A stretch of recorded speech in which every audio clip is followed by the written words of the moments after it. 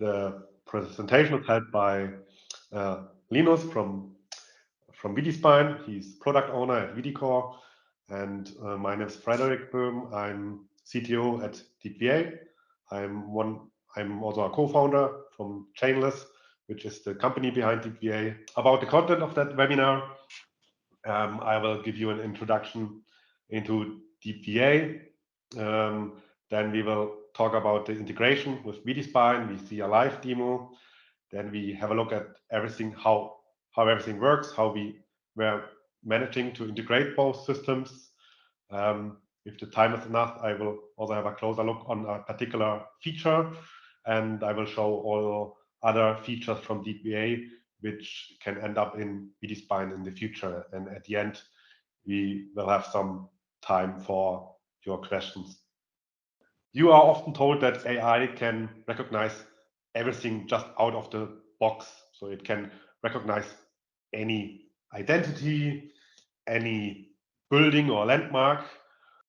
Yeah, but if you closely look at this screenshots that I just presented to you, you will see that this statement is actually false, because such AI services are just predefining what they are capable to recognize in footage.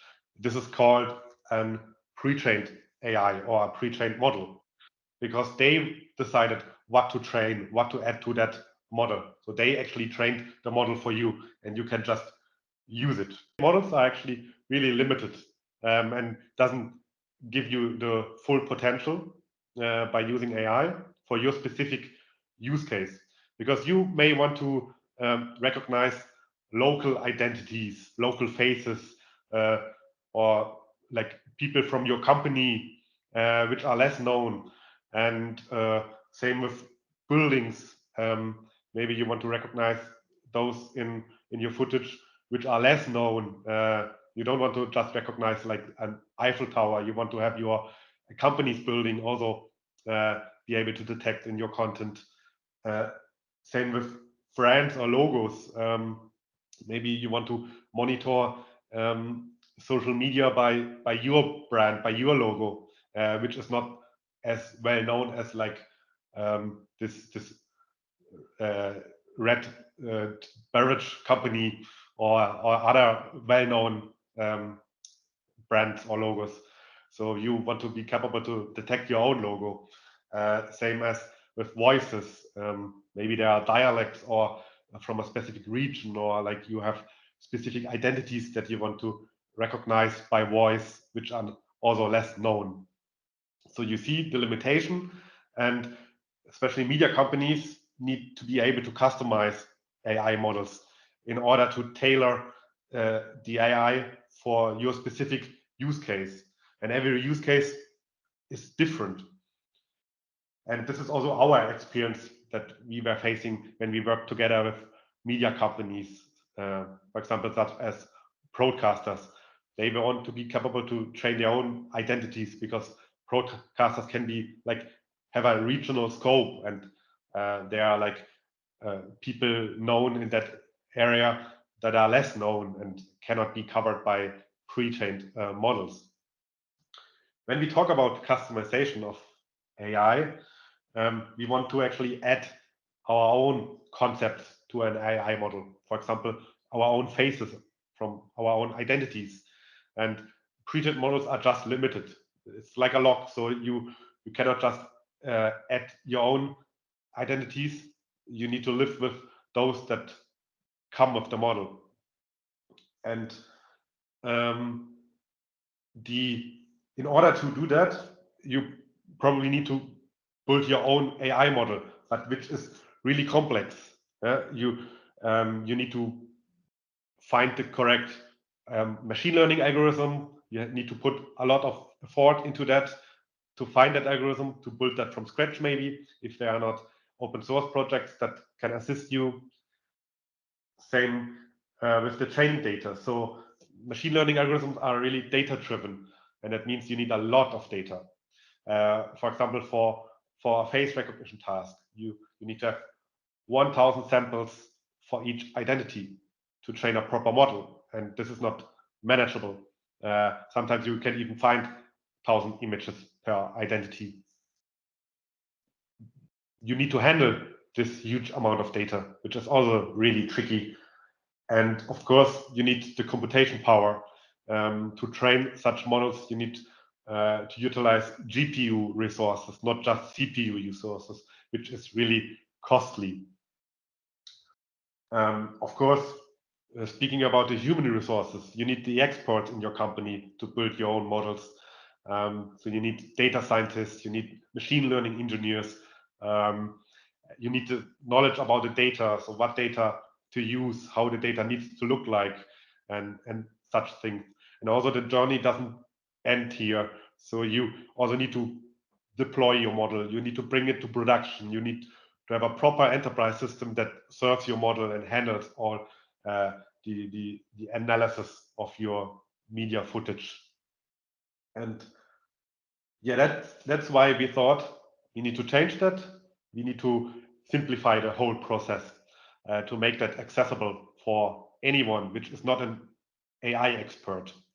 And so we reduced a lot of those steps for you. So actually anyone can handle AI. So you can prepare the data. You need less data, just a single sample per instance or per identity that you want to train. And that helps you a lot and makes everything more like predictable. Because otherwise, with classical machine learning, when you build your model from scratch, you don't know how your model performs. You need to spend a lot of time in validating your model. And time-wise, you don't know when you bring your model into production. I mean, the journey to have a final model is pretty long, and you even don't know if at the end if everything works correctly. So our aim was to help you with that, to simplify everything, use less data to train your models, and the very best thing is to do everything from your MAM system, from your system that you actually already know. So you as a user from your MAM system can train the AI. And that's why we integrated DeepVA into Vidispine. So in Vidispine, you now can use DeepVA to recognize faces. And Linus will show you an example and live demo, but before that, he will give you an overview how training sets look like. Yeah, so looking at what a training set is. Well, a training set is a collection of for instance, people that we want to train the AI model with. We have this data set containing classes, which is representation of each and every person within the data set. And this in turn consists of pictures of each person together with labels, metadata on which person this is. And you who are familiar with the VidiCore services before and the VidiCore data model probably can recognize that this matches quite well with collections within VidiCore. We have items representing these different persons with image shapes for each and every person within the system, and the metadata structure from VidiCore. And yes, I thought I could do a demo of how we've done the integration. Let's see if I can share that. So what is needed to get started with this? You need to have a VidiCore API server running. That could be either something you have running on-prem or in your own VPC, or you can have it running in VidiNet in our SaaS platform.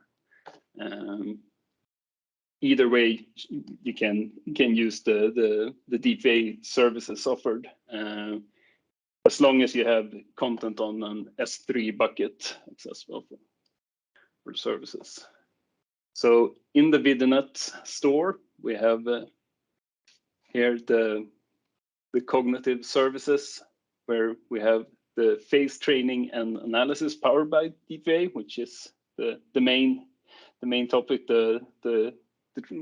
where we do the training of the data sets or training of the model from data sets, as well as do analysis of the content within the system.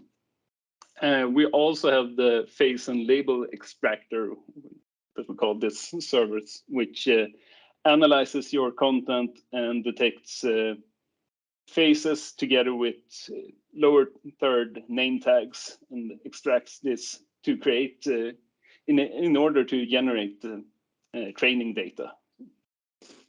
So either one of, just for an example, how to get started with these. It's a quite easy launch guide.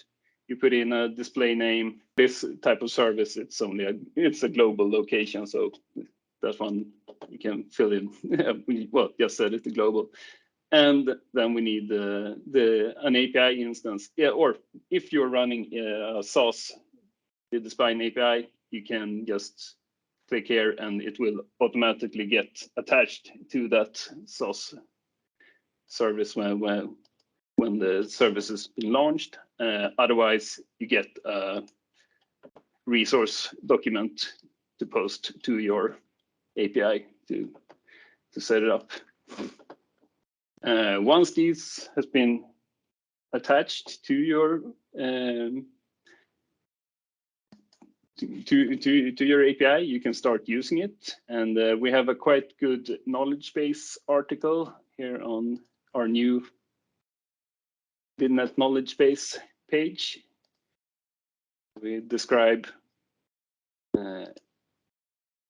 both of these services, how they are used, what parameters can be sent to them,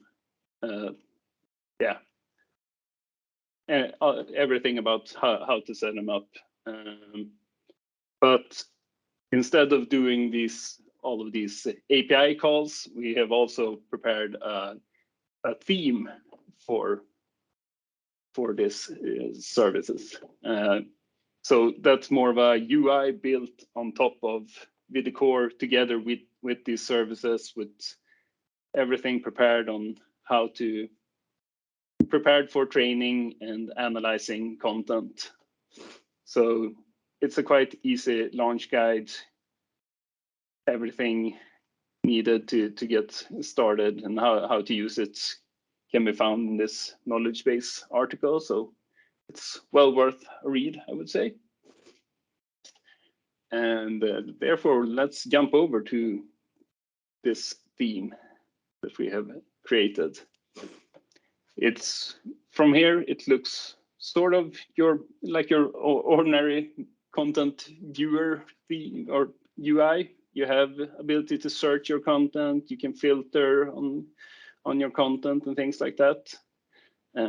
But we also have this Faces tab where we have stored the training data.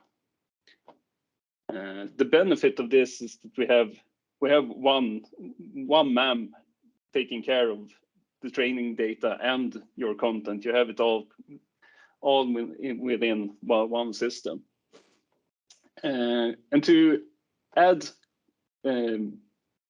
Faces training data to your AI service, we have 3 different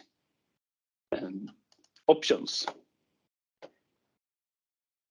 One option is let's see if I can get this going. Wasn't meant to be. We have the capture face feature, where you are able to crop out an image, a face image from this video on this frame where I stopped, and either this is someone that is already known. We already have this person. We can just attach this image that will be extracted to that person, or we can create a new person in the system and also group them in collections. You can, of course, also upload training data. So myself, if I want, and upload it to a collection, so Arvato employee, things like that. And then we have the third option where we have this face extraction service from DeepVA. For an example, we have this video where we have let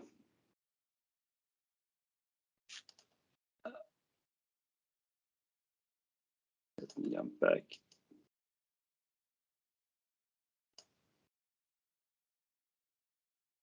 Here we have, it didn't stop in a super good frame, but we'll see Holger here together with a name tag. We are able to run an analysis using this face extractor. This will go through this entire video, check for faces and name tags. And these will be returned to VidiCore from DeepVA and grouped into this found by the face extractor collection.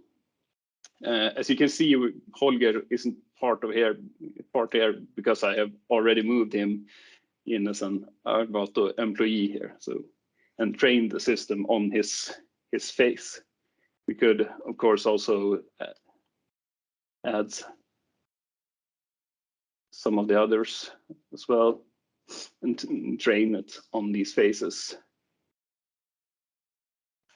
So running a training is quite straightforward. This will take all the images of all the collections within the system and generate the model on the DeepVA side. And DeepVA will return to VidiCore the status of these assets or images, if they have been trained or not, what state they're currently in, if they have been removed from the model.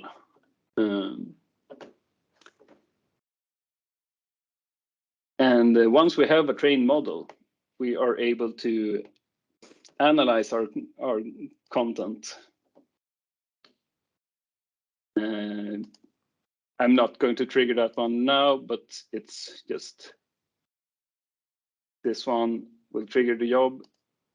And looking here, we have found already this climate activist in this video.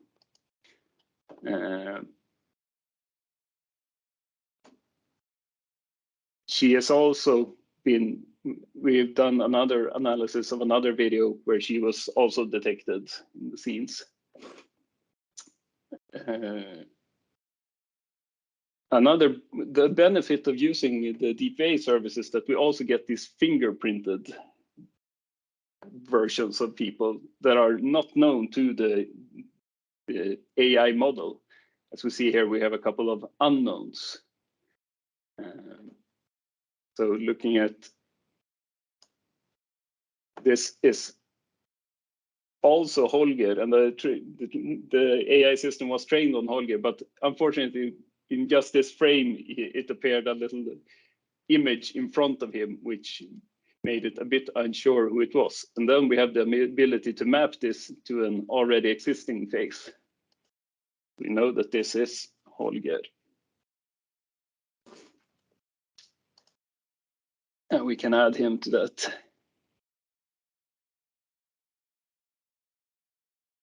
And now if we have a look at the video where Holger appears.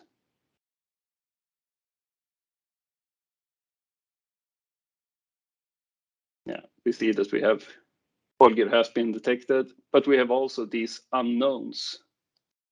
For instance, this one has been automatically detected by DeepVA, but is unknown to the AI model. But I know that this is Erik Ryn, and I can add him as well. Now we see that the fingerprint appears several times in this video. So each and every place where Erik Olin appears, we have him on this timeline.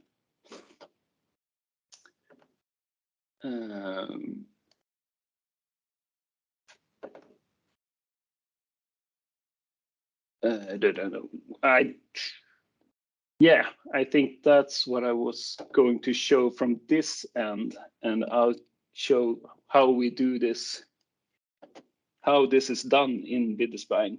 And let's see if I can share screen.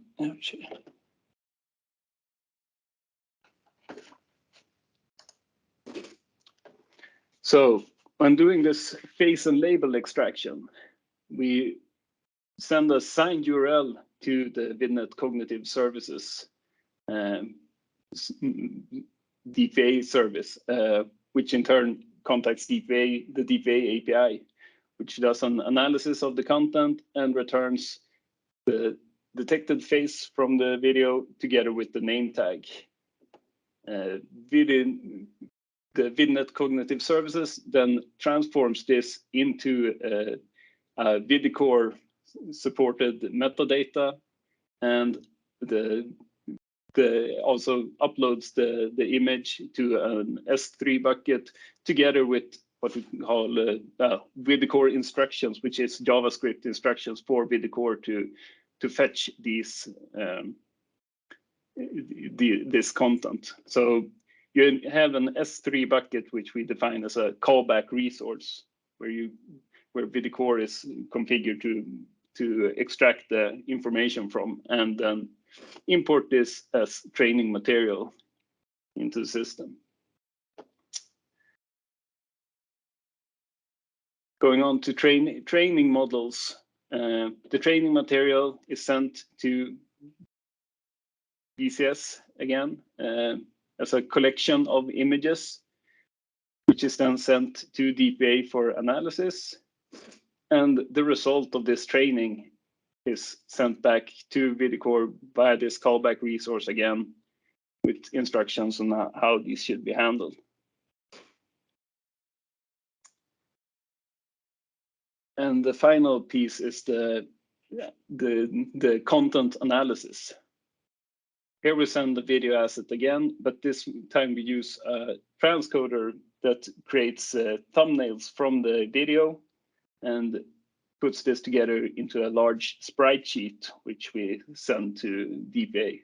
The benefit of doing this is both, I think we get the feature of using the fingerprinting, and we also can define intervals. So perhaps if you have a content with long interview shots, you might not need to take a frame every second or every third second. You could take every fifth second would be good enough, further reducing the cost when doing that analysis. On the other hand, if you have quick shots, you might want to set it to a 1 second frame interval for this sprite sheet. And DeepVA analyzes the sprite sheet and returns the result in which frame a face was detected, and also returns these unknown faces with an index, the fingerprinted faces, so to speak. And the VidiNet Cognitive Services once again takes care of transforming this into instructions for VidiCore and metadata, and importing these fingerprinted faces. The reason for this callback resource is that with this you can attach the DeepVA service to your VidiCore instance wherever you're running it, even if it's on-prem or in the cloud or as a SaaS solution. And yes, if you've attended any of the Vidispine AI presentations earlier, you probably have seen this Analysed data unit, which is the form of how the definition of how we store the AI metadata in a Vidispine metadata model. So you have the type of recognition that was done, if it was a face detection, and which type of analyzer. So you could potentially use AWS celebrity face detection and the DeepVA face detection. They would the format of how this metadata is stored in Vidispine looks the same either way, which I think is this allows you to further build on top of this, adding cascading resources to further enrich the metadata within your system. And with that, I think I'll hand that back over to you, Fredrik. Thanks, Linus. So I'm going to share my screen again. So now I want to show you a bit more about DeepVA in particular. So you can operate DeepVA also as an on-prem system or use our fully managed system in the cloud. And this works well with Vidispine together. So it's just a matter of the connector of Vidispine if you want to use that AI service also on-prem, if you don't want to send all this media assets into the cloud, for example. So you are flexible where to use DeepVA as well. It can be in the cloud, it can be on-prem, it can be on any cloud provider. And in the demo from Linus, you saw quite well that we were reducing the complexity for using AI. So all the steps that were required when you build your model from scratch are actually not needed anymore. And you actually don't need to leave the system that you already know. So your MAM system becomes an AI tool, actually, you could say. And this works because we are providing an API and Vidispine connects to that API and sending the videos in sprite sheets as Linus was showing to you. DeepVA can also process whole video files or live streams. For the particular use case here, we were using images as Linus were showing to you. Now I want to look at a particular feature in more detail. I mean, in more detail, I don't know how close I will look at that because of the time of this webinar. But this fingerprinting is a cool feature because you don't need to process your whole content, your whole archive again if you change your AI model.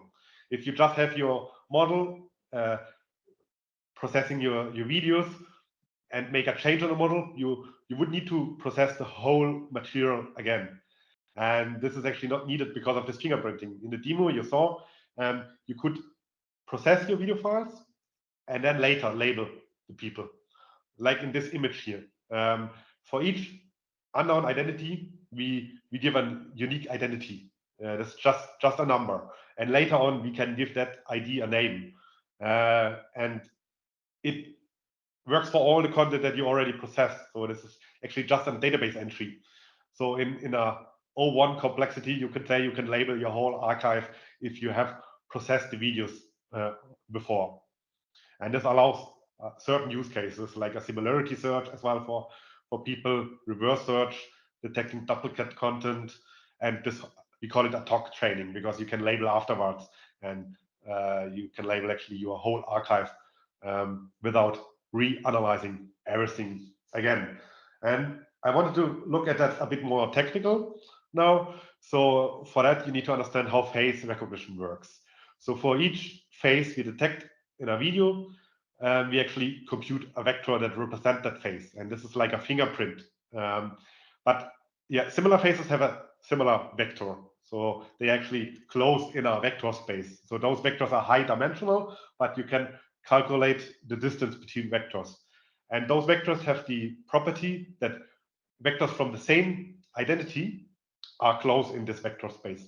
So actually you can just compute the distance between those data points to see if they are the same person or not.